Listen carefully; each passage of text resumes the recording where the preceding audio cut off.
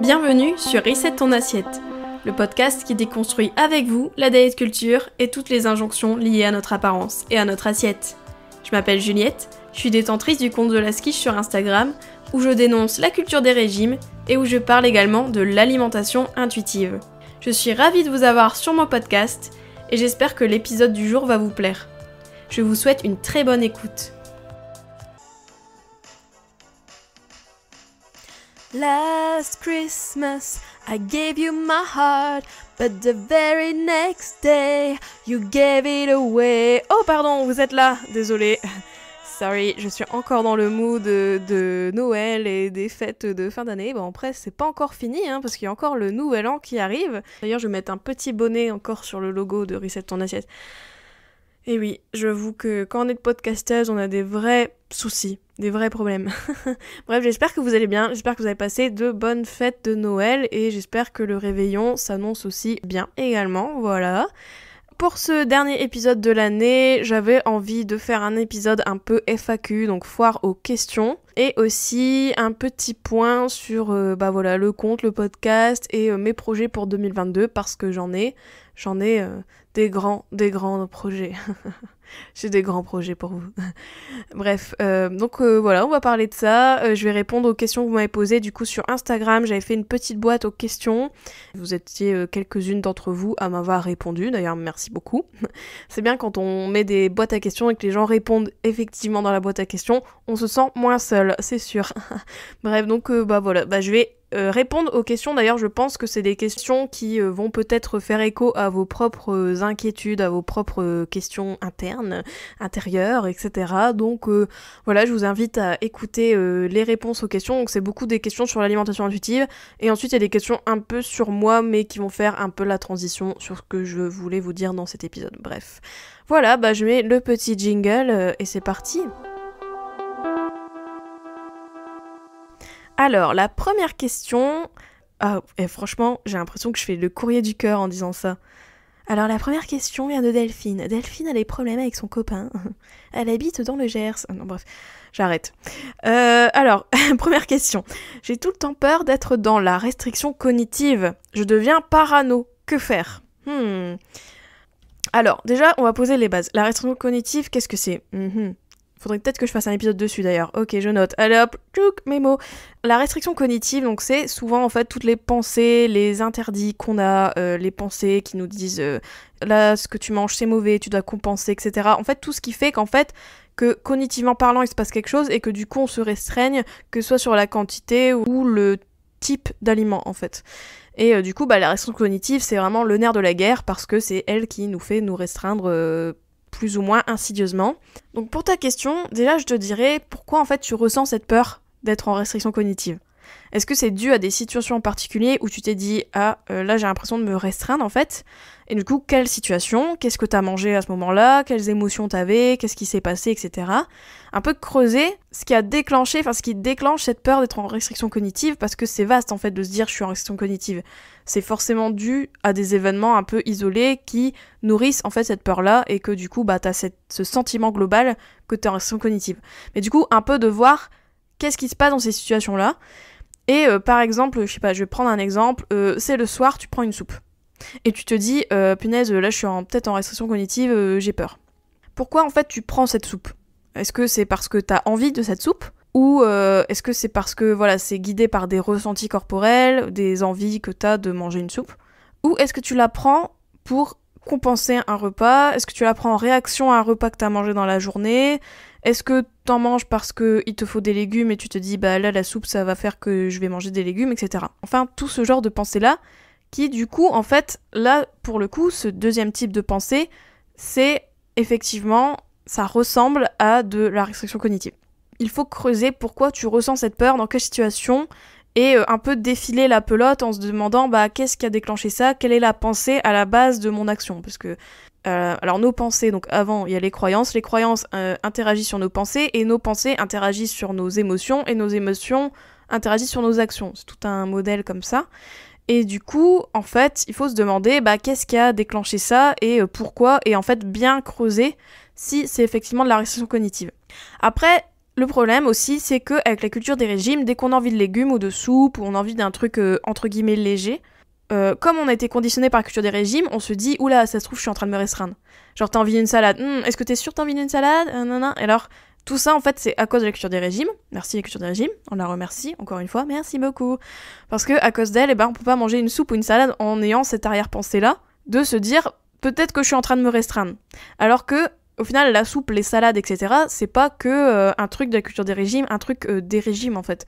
On peut manger des salades et des soupes et tout ce qui est, entre guillemets, léger, par envie, par ressenti, et pas parce que, on se restreint. Et après, la grande question que je vois derrière cette question, c'est pourquoi, en fait, tu ne te fais pas encore pleinement confiance ? Parce que moi, j'ai l'impression, avec cette question-là, du fait que tu deviens parano, et que tu penses que tu pourrais retomber peut-être facilement dans la restriction cognitive sans t'en rendre compte. Donc ça, c'est aussi lié à ton historique, à tes troubles du comportement alimentaire si t'en avais, etc., à ton rapport à ton alimentation. Déjà, moi, je vais te dire, rappelle-toi que la confiance, si t'es dans ce cas-là, rappelle-toi que la confiance vient avec le temps. Laisse-toi le temps, en fait, d'avoir confiance et de faire tes choix, et en fait, de prendre toute ton autonomie par rapport à tes choix alimentaires sans te demander constamment si t'es en restriction, si, en fait, c'est parce que t'as cette pensée-là, etc. C'est ok aussi d'être à un point où tu te méfies de toi, parce que c'est sûr que quand on a un historique de troubles du comportement alimentaire, d'alimentation troublée, il y a toujours ce côté, on sait qu'on peut être notre pire ennemi, on va dire, et du coup, c'est ok des fois de se poser des questions. La limite, c'est sain, en fait, je dirais, de se poser des questions comme ça, donc c'est healthy de poser des questions comme ça, parce que c'est bien d'être toujours dans l'introspection, pas au point que ça devienne maladif et que t'as l'impression d'être paranoïaque, mais quand même de te demander de temps en temps, de te poser des questions sur les choix qui ont motivé tes actions.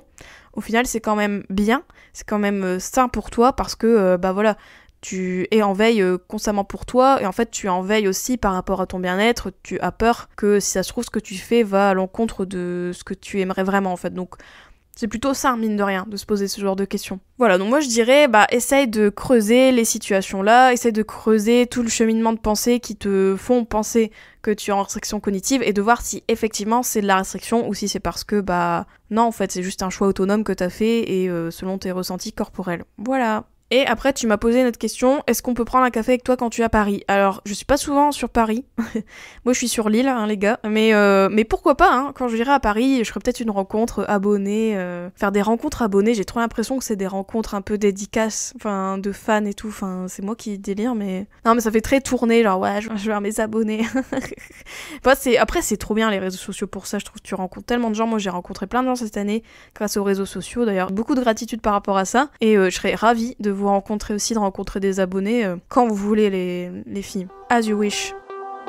Alors ensuite, j'ai une autre question. Comment faire concrètement pour ne pas avoir peur de grossir, pour accepter de grossir ?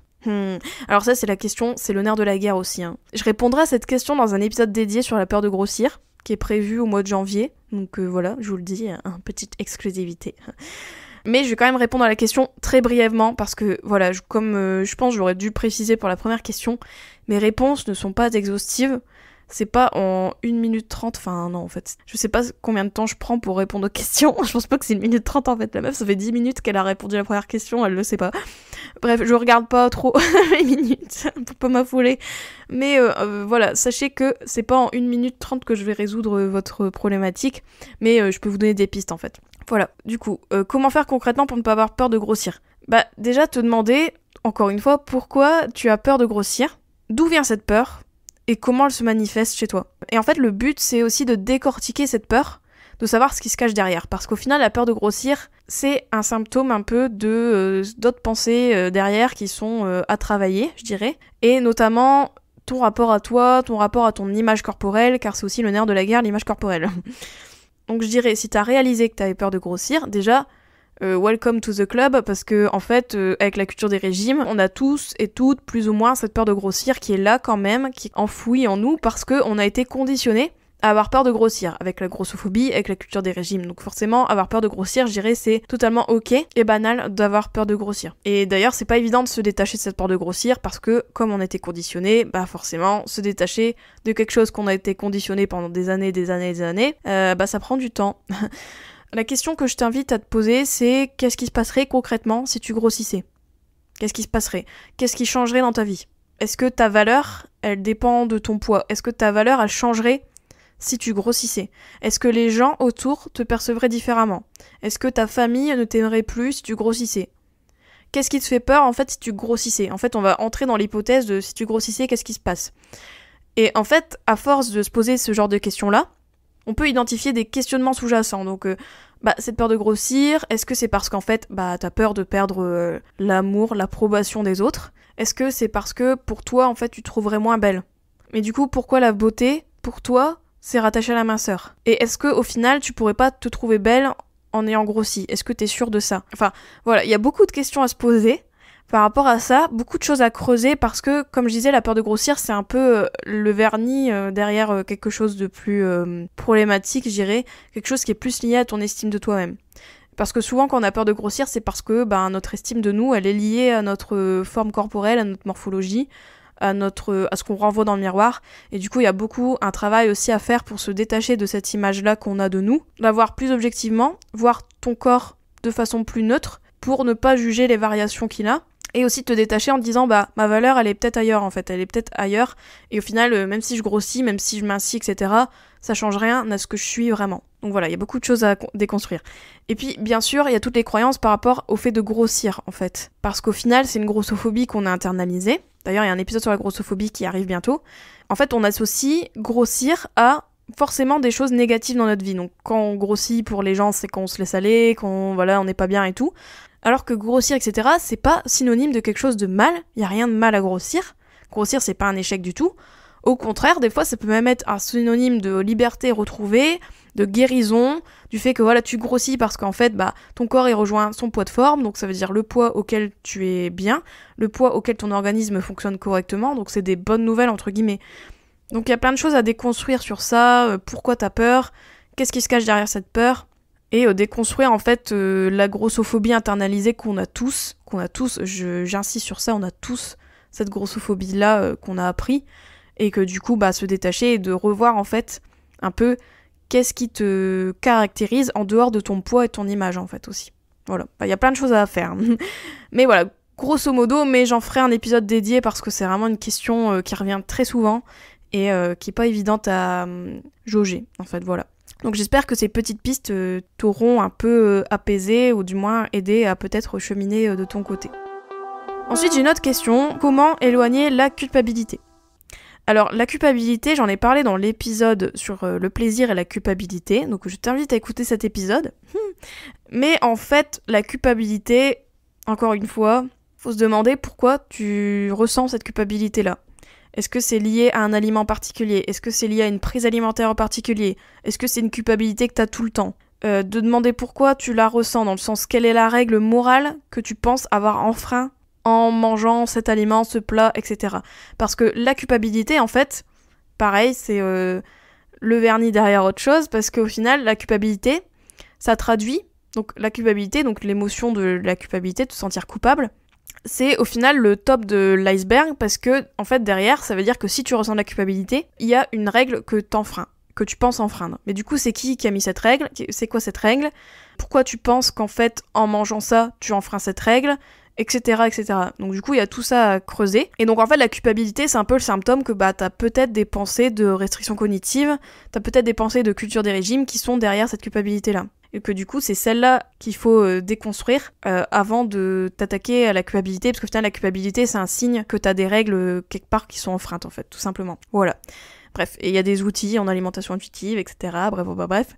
Mais voilà, et donc je t'invite à écouter l'épisode sur la culpabilité parce que j'en parle pas mal de la culpabilité et je parle aussi de comment s'en détacher, etc. Voilà, donc pourquoi on la ressent, tout ça. Donc je t'invite à écouter cet épisode, voilà. Et ensuite j'ai reçu cette question, comment mettre de côté un aliment qui ne nous procure pas de plaisir ? Et là j'ai demandé à la personne qu'est-ce qu'elle voulait dire par là. Elle m'a dit en fait, comment arrêter de manger quand on n'a plus de plaisir à manger ? Par exemple, quand on se retrouve à table et qu'on continue de manger alors qu'on n'a plus de plaisir, mais on continue quand même. Alors, là pareil, je vais répondre très brièvement, mais ça nécessiterait plus de boulot que ça. Déjà, en fait, se demander qu'est-ce qui fait que t'arrives pas à arrêter. En fait, la question, elle est plus là. Parce que c'est vrai que encore quand tu manges, que t'as plus faim et que t'as encore du plaisir à manger, c'est totalement ok parce que bah on est guidé par nos envies de manger hein, pour notre rassasiement, tout ça, parce que c'est quand on n'a plus envie de manger qu'on est rassasié, qu'on est satisfait. Du coup, en fait, te demander bah c'est quoi le problème dans la matrice parce que tu continues de manger alors que t'as plus de plaisir. Et en fait, ça pourrait paraître antinomique comme ça, on se dit bah c'est vrai en fait. Et moi au même, je me suis déjà fait la réflexion hein, quand je continuais de manger alors que j'avais plus de plaisir, je me suis dit pourquoi je continue. Et en fait, quand je creusais ça, bah en fait c'est parce que, toujours encore une fois, il y a des pensées derrière qui... en fait, bah, j'ai réalisé que c'est parce que je m'autorisais pas pleinement à manger ce type de plat ou ce type d'aliment. Et qu'en fait, mon corps avait peur, enfin mon esprit avait peur d'une restriction peut-être ultérieure. Et que du coup, en fait, je continue à manger un peu en mode, bah voilà, là je vais manger plus parce qu'en fait, même si j'ai plus de plaisir, mais parce que je sais que ce genre d'aliments, ce genre de plats, etc., j'en mange pas souvent, ou bien aussi, c'est même pas le type d'aliment, mais c'est aussi par exemple, t'as ignoré un peu ta faim de temps en temps, consciemment ou inconsciemment, et que du coup, quand tu manges, en fait, tu continues de manger parce que, en fait, t'as attendu d'avoir trop faim, et en fait, ton corps est un peu en mode, tu me fais pas beaucoup manger, je vais plus manger même si j'ai plus de plaisir, mais voilà. Parce que je sais qu'il y a que cette fenêtre-là où je peux manger, et donc du coup, bah, je vais continuer à manger. Enfin voilà, il y a plusieurs cas de figure, hein, je dis pas que ces 2 cas de figure-là sont les seuls et uniques, bien évidemment. Mais en gros, ça peut donner des pistes de se demander, bah, pourquoi j'arrive pas à arrêter de manger ? Est-ce que je me donne vraiment la permission inconditionnelle de manger ? Et est-ce que vraiment je me donne le droit de manger à telle heure, hors des repas, etc. Est-ce que je mange quand j'ai juste envie, etc. Et souvent quand on creuse, on peut s'apercevoir qu'il y a des petits relents de restrictions cognitives qui sont derrière. Après, petite astuce entre guillemets, si par exemple en fait tu manges par automatisme, donc typiquement t'as encore des trucs dans ton assiette et tu manges parce que voilà c'est devant toi, pas arrivé hein. Eh bien, il y a une petite astuce, entre guillemets, en alimentation intuitive. Kevin Tribol, elle disait, bah en fait, par exemple, tu peux te dire, voilà, là, je vais arrêter de manger parce que je sens que j'ai plus de plaisir. Et je vais un peu repousser mon assiette, je vais la mettre de côté pour un peu affirmer ma décision d'arrêter de manger. Pas parce que faut s'arrêter, faut finir tout, faut tout ranger, etc. Mais pour que toi-même, en fait, tu te dis, bah voilà, là, je sais que j'ai arrêté de manger et la raison, c'était parce que j'avais plus de plaisir. Et ça me dérange en fait de manger alors que j'ai plus de plaisir, parce que ça pourrait ne pas te déranger en fait, hein. Il y a aussi cette question-là d'ailleurs, de se dire bah pourquoi ça me gêne que je mange alors que j'ai plus de plaisir. Moi ça me gênait parce que je me disais bah en fait j'ai plus de plaisir et je mange et en fait aucun intérêt en fait, et c'est ça qui me dérangeait.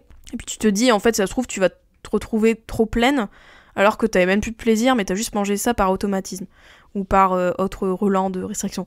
Mais du coup, moi je dirais d'affirmer un peu la décision que t'as arrêté de manger et te rappeler en fait que bah tu sais très bien que ça te donnera pas de plaisir et qu'il y a peut-être autre chose à creuser. Après ça peut être aussi des émotions qui sont en jeu, que tu continues à manger alors que t'as plus faim et que t'as plus envie et que t'as plus de plaisir, mais que tu continues quand même, d'autres émotions. Mais je dirais quand même de creuser le côté restriction parce que la restriction, ça déclenche pas mal d'émotions. Voilà, bref. J'essaie d'être synthétique, mais bien sûr, ça mériterait de se pencher en long, en large, en travers, en diagonale, etc. Ensuite, j'avais une autre question. Pourquoi ai-je besoin de manger autant de sucre ? Ça veut dire quoi, autant de sucre pour toi ? Pourquoi tu cherches à manger moins de sucre ? Est-ce que c'est parce que tu manges du sucre et t'as l'impression que t'en manges trop parce qu'en fait t'as pas de plaisir à manger du sucre mais t'en manges quand même? Et aussi, est-ce qu'il y a pas une croyance sur le sucre dans cette question? Parce que moi, en vrai, quand je lis ce genre de questions, je me dis, j'ai l'impression qu'il y a un peu une catégorisation du sucre en disant ouais, le sucre, pourquoi le sucre c'est mal, etc. Et de un peu creuser, est-ce qu'il y a pas une petite croyance sur le sucre derrière? Ça est la croyance qu'on a tous de la culture des régimes, hein, le sucre c'est mal, le sucre faut limiter, le sucre je suis addict, etc. Alors qu'au final l'addiction au sucre ce n'est pas vrai. Donc du coup se demander est-ce qu'il n'y a pas des petites croyances derrière. Ensuite je dirais autre question, quelles émotions ressentirais-tu si tu arrivais à manger moins de sucre? En fait qu'est-ce qui te dérange dans le fait de manger plus de sucre? Et qu'est-ce que tu penses ressentir si tu mangeais moins de sucre? Et aussi dans cette question pourquoi ai-je besoin de manger autant de sucre?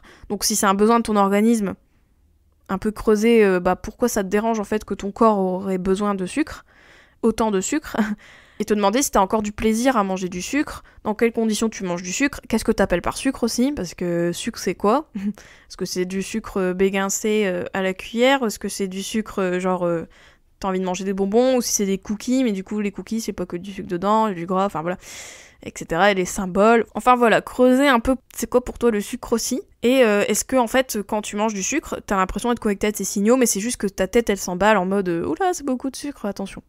Voilà, donc creuser un peu, voilà, encore beaucoup de pistes à explorer, mais c'est un peu les petites questions qui me viennent là avec cette question-là. Ensuite, autre question. Quels outils, conseils donnerais-tu pour sortir des mauvaises habitudes alimentaires ? Déjà, faut savoir qu'est-ce que t'entends par mauvaises habitudes alimentaires. Pour moi, il n'y a pas de mauvaises habitudes alimentaires, il y a les habitudes qu'on a tous, chacun, et qui sont les nôtres, et c'est tout. Et pourquoi mauvaises, en fait ? Et du coup, si pour toi les mauvaises habitudes, c'est lié à des aliments particuliers, décortiquer pourquoi selon toi manger tel aliment c'est mauvais, etc. Et aussi, est-ce que pour toi, mauvaise habitude, c'est en fait des compulsions, des choses comme ça, quand tu manges plus soi-disant que tes besoins, enfin ce genre de choses, cette mauvaise habitude en termes de comportement alimentaire, mais au final, est-ce que c'est mauvais Enfin, j'ai du mal en fait avec le terme mauvais, parce que pour moi, même une compulsion, au final, c'est pas si mauvais que ça, parce que ça traduit des choses, et peut-être que ton corps ou ton esprit a besoin, enfin, il y a une explication derrière chaque action, je dirais. Même si c'est dur à connaître le pourquoi du comment, savoir l'œuf ou la poule. Mais en gros, voilà, pour moi, il n'y a pas de mauvaises habitudes, c'est juste des habitudes qui peut-être te font souffrir. Dans ce cas-là, pourquoi elles te font souffrir, qu'est-ce que c'est, etc. Enfin, il y a beaucoup de questions, en fait. Et là, j'ai l'impression que je suis la poupée russe, parce que chaque fois que j'en ai une question, il y en a une autre qui me vient. Enfin, voilà.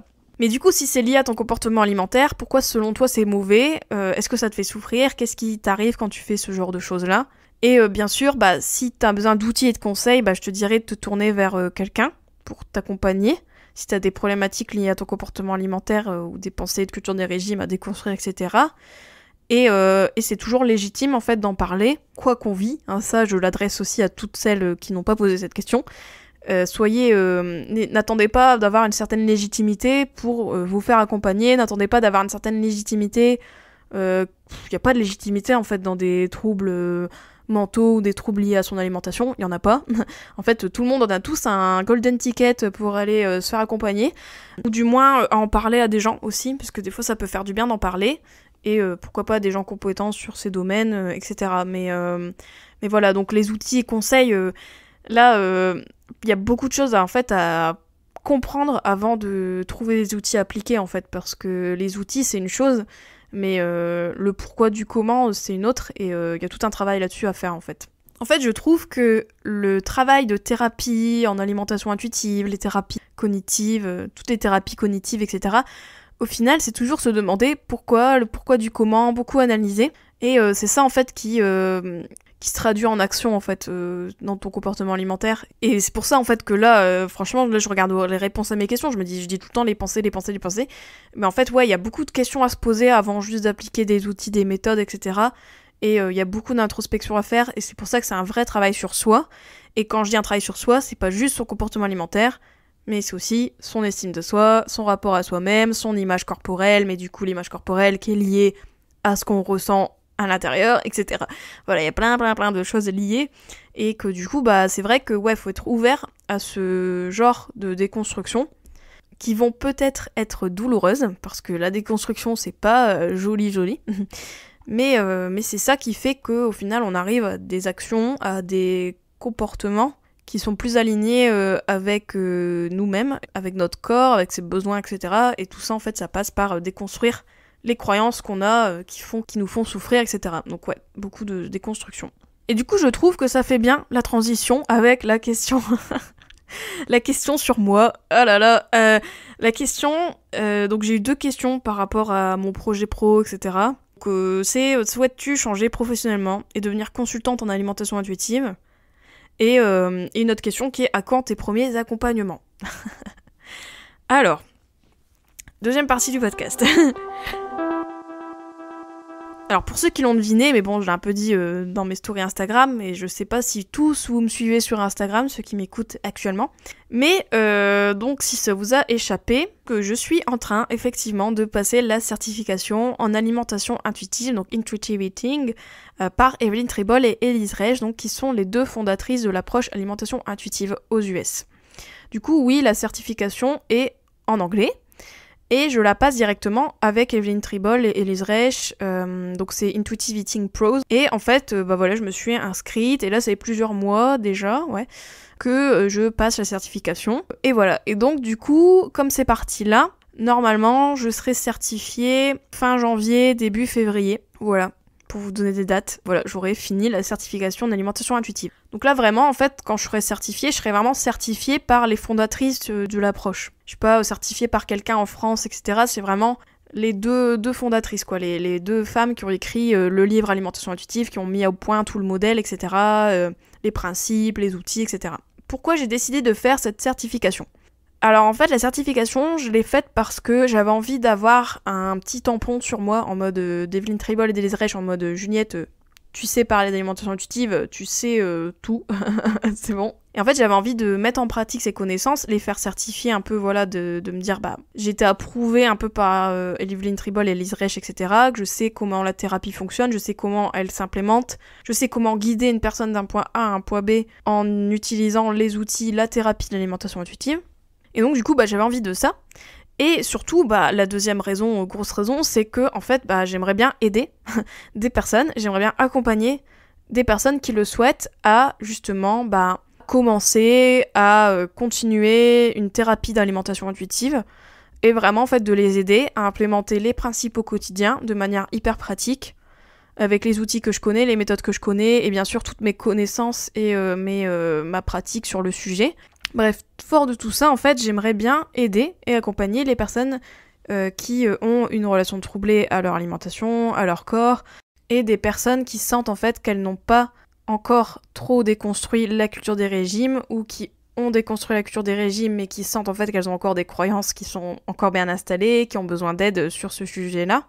Et aussi des personnes qui ont entendu parler de l'alimentation intuitive mais qui ne l'ont pas encore implémentée, qui n'ont pas encore mené vraiment le travail de bout en bout, mais aussi pour les personnes qui ont peut-être déjà essayé l'alimentation intuitive, qui ont déjà essayé de commencer un cheminement avec l'alimentation intuitive, et que du coup je pourrais aider en fait à débloquer, à voir un peu les points de chute des problèmes. Bref, là je tergiverse, mais en fait ce que je veux vous dire c'est que j'ai à cœur de transmettre et j'ai à cœur en fait d'aider plus concrètement les personnes qui sont dans cette situation-là.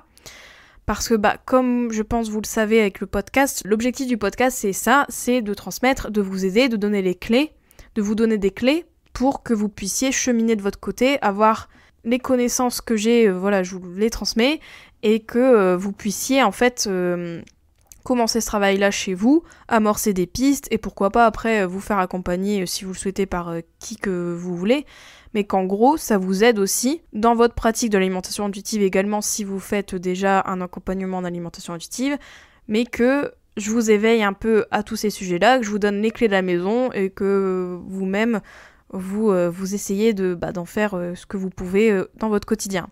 Et je pense que l'objectif du podcast, de transmettre, d'aider, de vous accompagner d'une certaine manière, est plutôt rempli. D'après les remarques que vous me faites, d'après les messages que vous m'envoyez, d'ailleurs merci beaucoup, tous les messages de soutien, tous les messages où vous me dites que grâce à mon podcast, grâce à mon compte, vous avez pu débloquer certaines pensées, certaines croyances, ça vous a débloqué dans votre cheminement, etc. Enfin voilà, il y a beaucoup de témoignages que j'ai reçus un peu de réussite dans certains domaines grâce au podcast, donc ça c'est vraiment trop cool.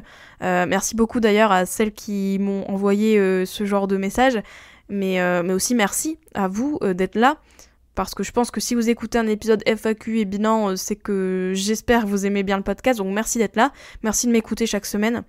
Je serais rien sans vous, le podcast ne serait rien sans vous, mon compte non plus, donc merci beaucoup pour la confiance et le soutien que vous témoignez. C'est hyper cool, enfin je me sens vraiment entourée sur Insta, tout ça, et ici, donc merci beaucoup. Et je suis très contente en tout cas si le podcast vous aide déjà, et mais c'est pour ça qu'en fait j'aimerais bien accompagner, vraiment mettre au point un système d'accompagnement individuel, car je pense que j'atteins une limite un peu de frustration dans l'aide et dans l'accompagnement, je dirais, et que je pense que je peux faire sauter maintenant cette limite et me dire que grâce à ma certification, grâce à tout ce que je sais mettre en pratique, eh bien je peux aider concrètement des personnes d'un point A à un point B, et voilà. En tout cas, c'est un projet qui m'enchante beaucoup depuis que j'y pense, depuis que j'y travaille, parce que voilà, vous voyez pas l'envers du décor, mais je travaille beaucoup quand même par rapport à cet aspect-là, que ce soit en faisant la certification, mais aussi en dehors, avec aussi le podcast, mais tout ce que je travaille en plus pour un prochain accompagnement. En fait, je prépare beaucoup de choses tirées de l'alimentation intuitive, etc. Donc voilà, moi c'est vraiment une vocation en fait que j'ai découverte avec mon compte Instagram, de vous aider, de transmettre l'approche de l'alimentation intuitive et vous aider à rejeter la culture des régimes qui est vraiment très présente et qui est pas évidente à déconstruire. Moi-même je le sais, moi-même j'ai fait ce cheminement personnellement. Et je sais que on peut le faire seul, mais c'est clair qu'on peut aller 15 fois plus vite avec quelqu'un à nos côtés qui nous aide, etc. Donc j'aimerais bien en fait vous aider à faire ça, et en plus de ça, le faire à ma manière. Donc avec mon humour, ma bonne humeur, et puis tout ça, bref. Mais ouais, c'est un projet qui m'anime, et je vous en parlerai sur Instagram, mais du coup, comme je serai certifiée, je réponds à la question à quand tes premiers accompagnements.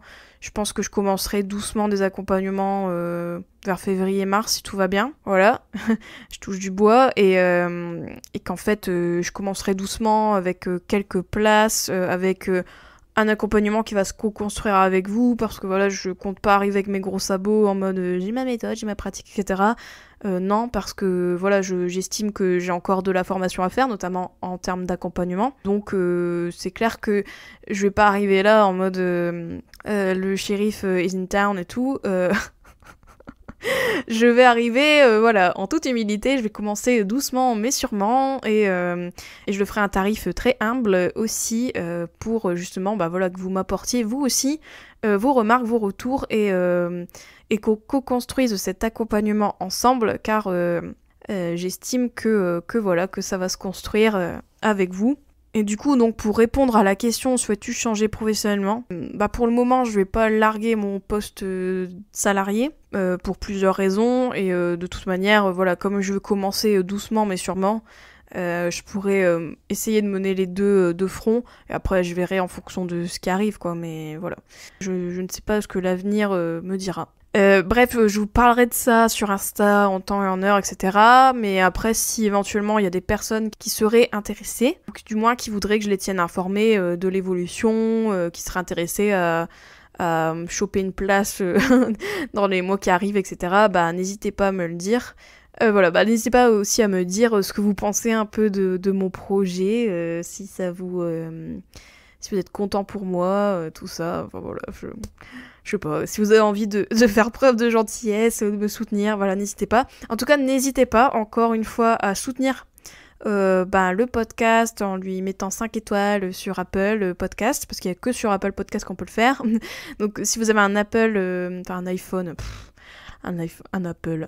Je dirais que je suis une grand-mère. Si vous avez l'internet, donc si vous avez Apple... Enfin, si vous êtes sur Apple Podcast et tout, n'hésitez pas à mettre 5 étoiles, à mettre un commentaire aussi. Ça permet en fait de soutenir le podcast, de l'aider à remonter parmi l'océan de podcasts qui existent. Voilà, vous savez tout un peu de mes projets pour 2022. De toute manière, le podcast il continue, il continuera. J'ai toujours plein d'idées d'épisodes. J'ai que ça, des idées d'épisodes. J'ai des idées d'invités aussi, et puis il y a des chouettes projets qui arrivent. Il y a en janvier le sommet anti-régime, auquel je suis conviée, donc de Christelle Caillé sur Instagram, donc, qui m'a gentiment invitée à son sommet anti-régime. Donc je tiendrai un live le 10 janvier sur un groupe privé Facebook que vous pouvez rejoindre, et j'y ferai un live donc le jour-là sur la culture des régimes et l'alimentation intuitive. Voilà, donc un peu expliquer ce qu'est la culture des régimes, comment s'en libérer, et notamment un peu avec l'alimentation intuitive, les principes, tout ça. Voilà, donc j'inaugure en plus ce sommet, donc super, voilà, on commence bien. C'est moi qui introduis tout. Non mais j'introduis au moins du coup ces sujets-là. Voilà, donc n'hésitez pas à rejoindre le groupe. Et n'hésitez pas à me suivre aussi sur Instagram, parce que c'est là que je parle beaucoup de mes projets, c'est là que je parle beaucoup du podcast, des épisodes qui vont venir, c'est là où je lance les appels à témoignages pour les épisodes collaboratifs. Là, les épisodes collaboratifs, il y en aura plein d'autres aussi en 2022. Enfin voilà, ça suivra tout son chemin. En tout cas, je voulais vous souhaiter un très bon réveillon, une très belle année aussi pour vous. J'espère que vous aussi, vous avez plein de projets qui vous animent. En tout cas, on se retrouve la semaine prochaine pour un nouvel épisode de Reset ton assiette, comme d'habitude tous les jeudis. Et du coup, je vous dis à très bientôt. Gros bisous et bon réveillon. J'espère que cet épisode t'a plu. N'hésite pas à le partager et à lui laisser une super note sur les plateformes si c'est le cas. Vous pouvez toujours me retrouver sur mon compte Instagram TheLastQuiche. Je vous dis à très vite pour un nouvel épisode de Reset ton assiette. Ciao.